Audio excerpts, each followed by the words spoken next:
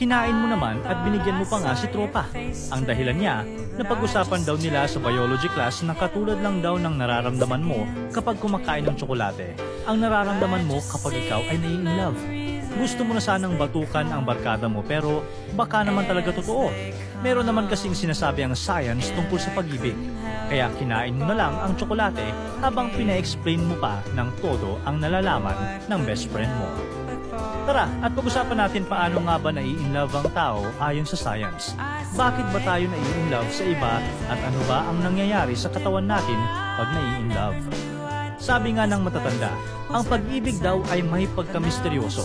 Di mo minsan mapaliwanag kung bakit na-inlove ka. Bigla na lang nangyari at parang di mo mapigilan. Ngunit ayon sa science, may mga dahilan bakit nangyayari ito. Una, pag-usapan natin kung bakit kailangang ma-inlove ang mga tao.